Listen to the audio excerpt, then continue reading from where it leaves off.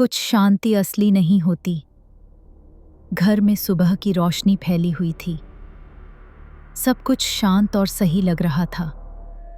वो धीरे धीरे कॉफी चला रही थी, लेकिन रसोई के पास दीवारों पर कुछ परछाइयां हिल रही थीं और उसे इसका कोई अंदाजा नहीं था। रहस्यमय आवाज टप टप, एक अजीब आवाज गूंज उठी। वो रुक गई। शायद पुराने पाइप होंगे, उसने सोचा, लेकिन एक ठंडी सनसनी उसके शरीर से होकर गुजर गई।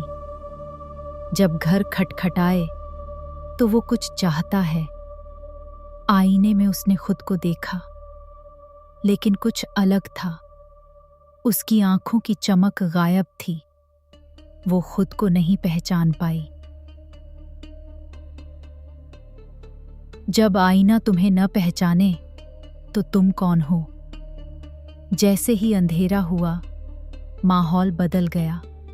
लाइटें टिमटिमाईं, दीवारें धीरे धीरे सांस लेने लगीं और परछाइयां फुसफुसाने लगीं, एक अजीब भाषा में। वो कुछ नहीं समझ पाई, लेकिन दिल डर गया। रात बोलती है, क्या तुम सुनोगे या मानोगे?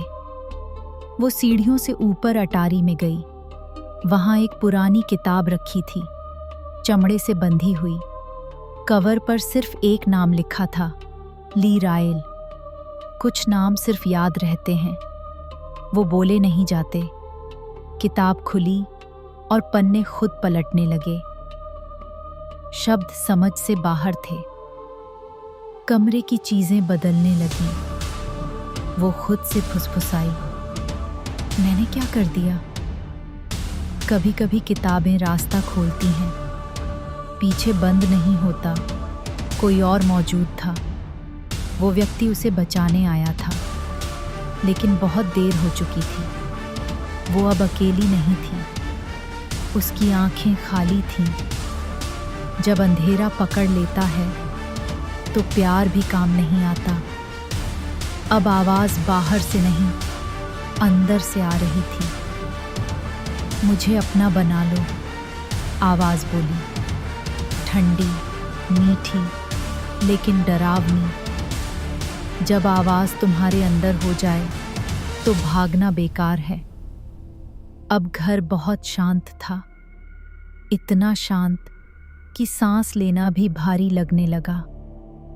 हर खुशी जैसे गायब हो चुकी थी। कुछ सन्नाटे चीख से भी ज्यादा खतरनाक होते हैं। उसने फिर किताब उठाई। पन्नों से आवाजें आ रही थीं, लेकिन शब्द समझ नहीं आ रहे थे। वो बोली, मैं कौन हूं? जब तुम अपना नाम भूल जाओ, कोई और तुम्हें नया नाम देता है। बाहर बारिश और बिजली थी, लेकिन घर के अंदर अजीब सी शांति थी।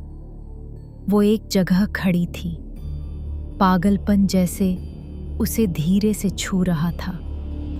कुछ तूफान बाहर नहीं, अंदर उठते हैं। उसने किताब का आखिरी पन्ना पलटा। वहां उसका नाम था, ली रायल। शब्द हिल रहे थे। उसने खिड़की में देखा। वहां उसका चेहरा था, लेकिन वो उसकी शक्ल नहीं थी।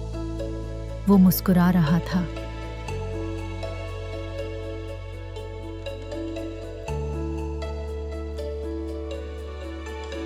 कुछ दरवाजे एक बार खुल जाएं तो कभी बंद नहीं होते। Please like and subscribe.